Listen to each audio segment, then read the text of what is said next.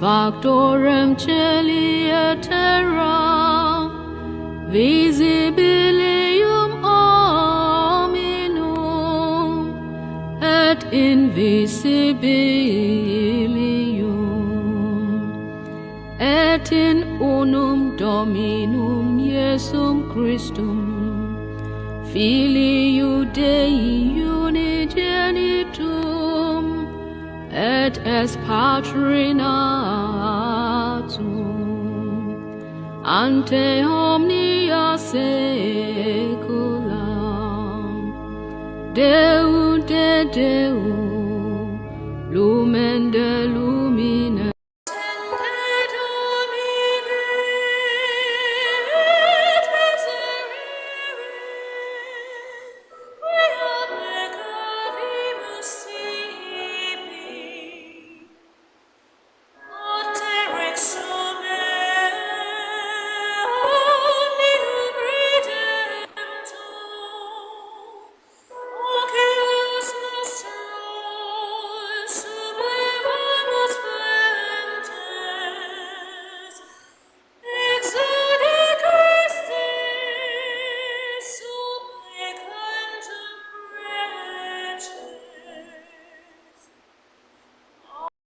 Hello guys, welcome back to Christianity Reloaded.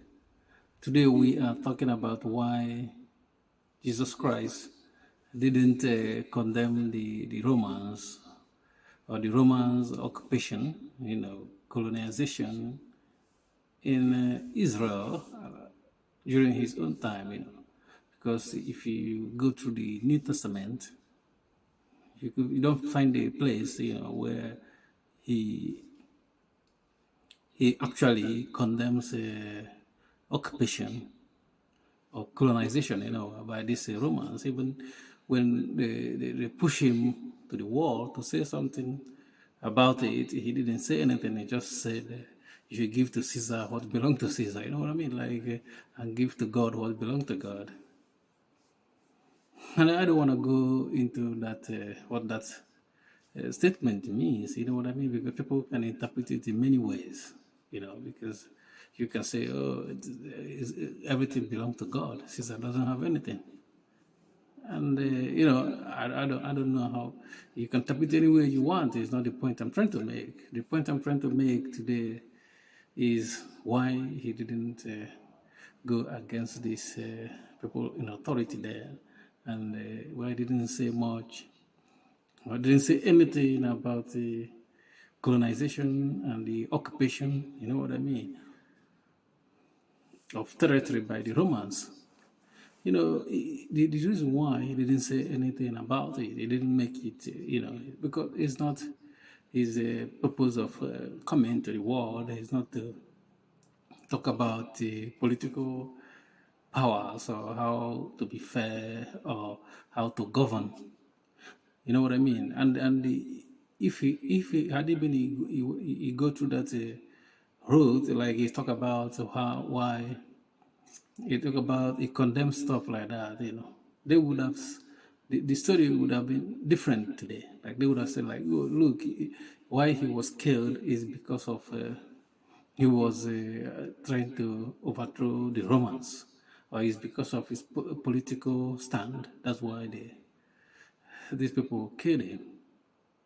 So that's why I didn't go that route, which is good, because the story would have been different today. Like people, the enemies of Christianity would have said, like, this guy isn't that because of his righteousness, because of his message of peace and love, and they would have said, like, he wanted a political power. That's why they do away with him. But he didn't go that. He didn't say anything about the Romans. That does not mean like that occupation or colonization is good. You know what I mean? It's not good. If we're gonna be honest with ourselves. Because sometimes, most of the time, we have it brings about trying to. There's evil that accompanies it. even though there may be like aspect of good in colonization, but most of the time it comes with evil. You take away you occupied somebody's land, because I think what the Romans are doing then is occupation. They don't really take this land and make their own land. They just try to occupy occupies people's land and use them for the moment. And this is how they try to, conquer the world. You know what I mean? Which is not good to take somebody's land, and occupy it, and impose yourself and impose your laws on them. So, but we're not talking about the downside of civilization today. We are talking about why Jesus didn't go talk about political stuff. We didn't condemn the Romans.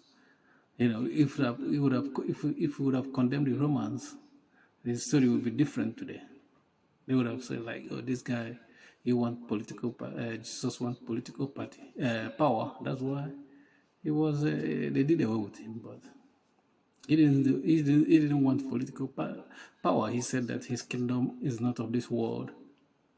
That if his kingdom is of this world, his own people would have fought for him. But his kingdom is not of this world."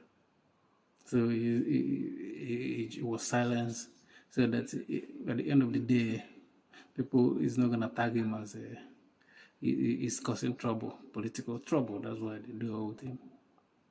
And when you look at the history, the story about his crucifixion, they didn't